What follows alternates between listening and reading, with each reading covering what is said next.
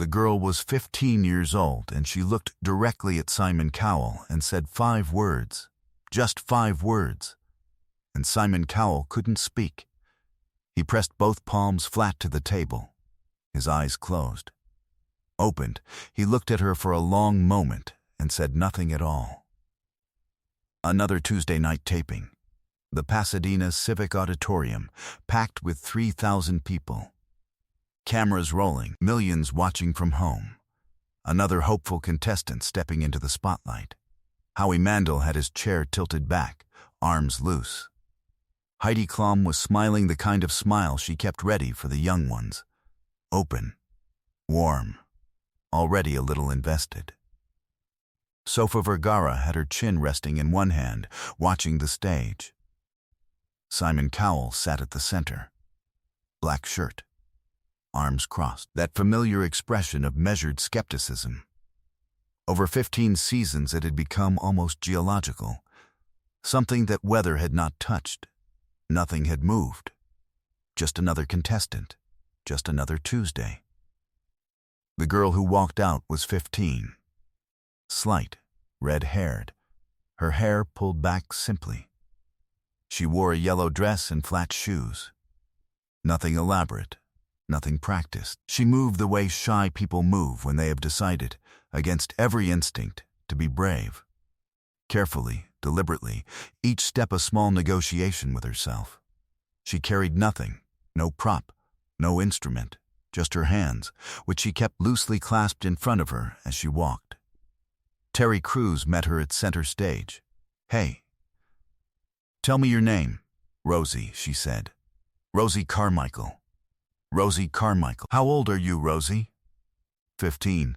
The audience gave her the warm, generous applause of 3,000 people who had already made up their minds before she'd said a word. Rosie waited for it to settle.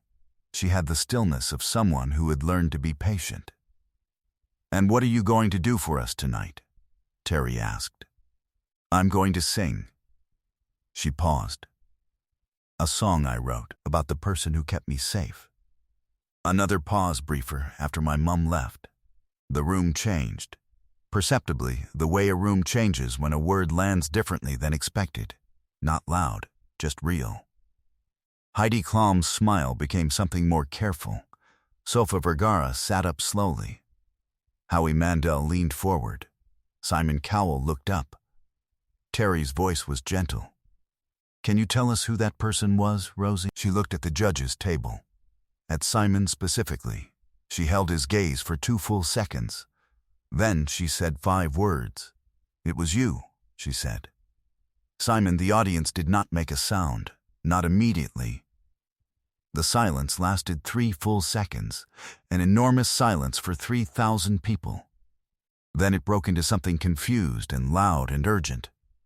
The audience did not understand. Nobody understood. Not Howie, who turned to look at Simon. Not Heidi, who had one hand raised to her mouth. Not Sofia, who was leaning so far forward she was nearly standing. Simon Cowell couldn't speak. He pressed both palms flat to the table. His eyes closed. Opened, he looked at Rosie Carmichael for a long moment and said nothing at all. "How?" he finally said, barely above a whisper.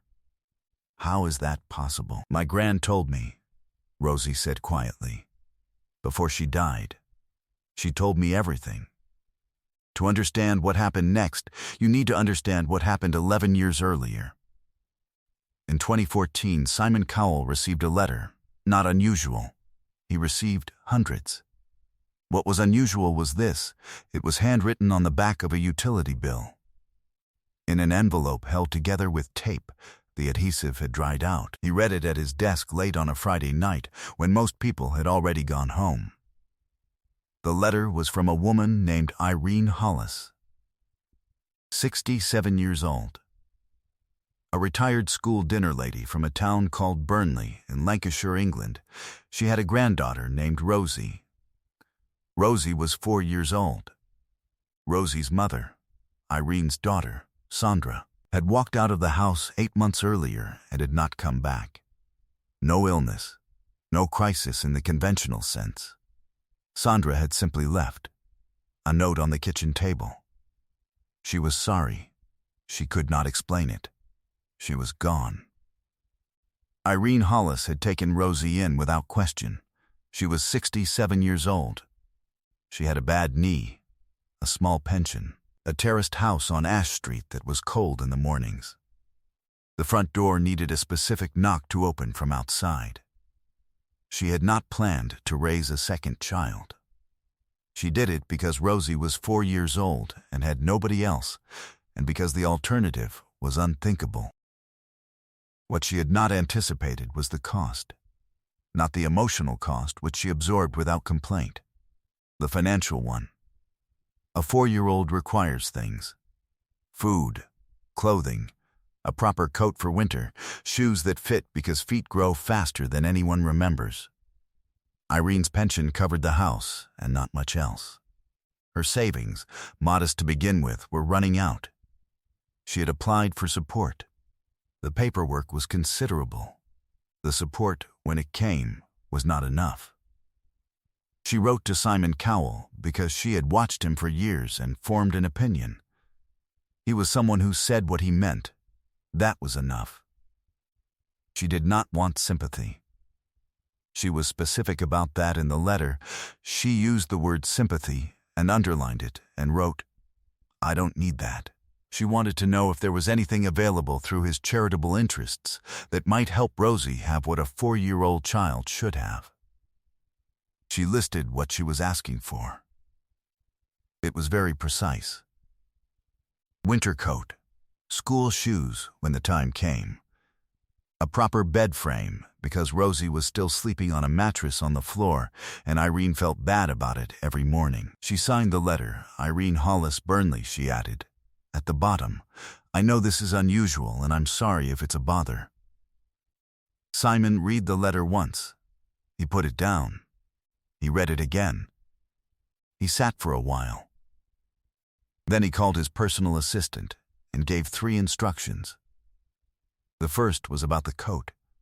The second was about the bed frame. The third was a regular monthly sum to Irene Hollis's account, enough to cover what the pension did not, for as long as it was needed. He told his assistant, quiet about this, meaning no press, no announcement, no charitable record with his name on it. This was not a cause. It was a child on a mattress on a floor in Burnley who needed a bed frame. He sent a reply to Irene as well. 1 page. He said her letter was not a bother at all. He said Rosie would have what she needed. He said, "Don't worry about the rest." Irene Hollis received the reply on a Thursday. She sat down at the kitchen table when she read it. She stayed there for a while. Then she went upstairs. She looked at Rosie asleep on the mattress on the floor. She said, very quietly to no one in particular, "It's all right, love. It's going to be all right." She never told a soul. Not a neighbor. Not her sister. Not Rosie. She believed you did not share a person's private generosity without permission. She had been helped quietly. She understood the weight of that. You accepted it. You kept it. For 10 years, Simon's assistants arrived. Quietly, monthly, the bed frame came first. A solid one, pine, from a proper shop in Burnley town center. Then the winter coats. Then the school shoes, every September in the right size. Rosie grew. Irene's knee got worse, and then better, and then worse again. They managed, more than managed. Rosie had ballet lessons for 2 years until she decided she preferred singing. Irene drove her to choir practice every Wednesday in a car that needed a specific way of starting the engine. She never once indicated that any of it was difficult. In 2022, Irene Hollis was diagnosed with a fast-moving cancer. She was 75. Rosie was 12. Irene had 8 months. She used 5 of them to prepare Rosie for what came next. Not for grief, which cannot be prepared for knowledge. She told Rosie about Sandra. She told Rosie about the letter she'd written to Simon Cowell. She told Rosie what he had done. She told Rosie why she had never mentioned it. Because it wasn't mine to tell, Irene said. It was yours, for when you were old enough. She told Rosie one more thing. She said, if you ever have the chance to say thank you, out loud, where they can hear it, to someone who helped you when they didn't have to, say it. Irene Hollis died on a Tuesday in March. Rosie was 12 years old. She sat with her great-aunt in the terraced house on Ash Street, and she did not speak for the rest of the day. The front door still needed a specific knock to open from outside. 3 years later, at 15, Rosie Carmichael submitted an audition video. She wrote the song herself. She did not mention Simon Cowell in the video. She saved that for the stage. She thought that was the end of the story. Until tonight. On the stage of the Pasadena Civic Auditorium, Simon Cowell sat very still. A 15-year-old girl with red hair and a yellow dress had just said 5 words to him in front of 3,000 people. His name, at the end of 5 words. He had made a phone call 11 years ago. He had not thought about it since. He had thought about it since. He had thought about Irene Hollis. Her letter on the back of a utility bill held together with tape. The specific, unsentimental list: winter coat, school shoes, a proper bed frame. He had thought about what it takes to write a letter like that. Not a letter asking for charity. A letter asking, precisely and without embarrassment, for what a child needs. He had admired that letter. He had never said so to anyone. He had not expected proof that it had reached anyone at all. Now a 15-year-old girl was standing in his spotlight. She had grown up in the bed he had bought, in the coats he had paid for. And he could not speak. Not because the moment was large. Because it was specific. It was Burnley. It was a mattress on a floor. It was an old woman with a bad knee and a terraced house and a letter that said, I know this is unusual. I'm sorry if it's a bother. Simon Cowell stood. Slowly, he stepped around the judge's table. In 15 seasons, he had never crossed onto the stage floor before a contestant performed. He did it now. He walked to Rosie Carmichael. He stood in front of her. He was trying to find something to say, and not finding it. So he said the only true thing available. Your grandmother, he said, was remarkable. Rosie nodded. Her jaw was tight. Her eyes were full, but she was holding on. She said you were, she said. She said to tell you that. Share this story if it moved you. Subscribe so you never miss a moment like this one. The audience, which had been held in a suspended kind of silence since Rosie said the 5 words, broke. 3,000 people on their feet at once, the sound rising fast and enormous. Heidi Klum stood with both hands over her heart. Howie Mandel had his head down and was pressing both fists to his mouth.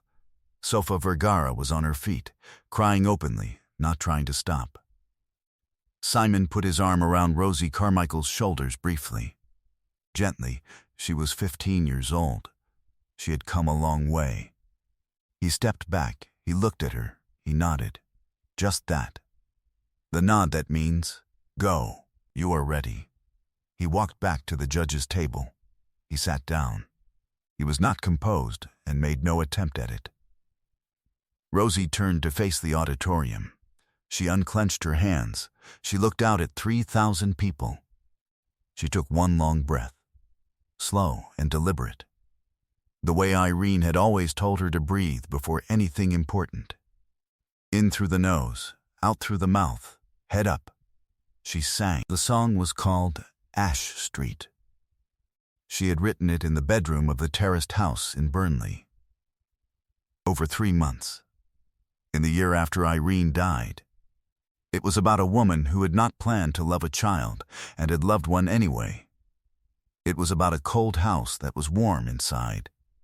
It was about a bad knee and a Wednesday choir run and a door that needed a specific knock. It was about being kept safe by someone who had not been asked to keep you safe, who had done it anyway. for 11 years, without once suggesting it was a sacrifice. Her voice was clear and unornamented. She sang the song plainly, no arrangement, no production. The way she had sung it alone in the bedroom on Ash Street for a year before anyone else heard it. She did not perform it.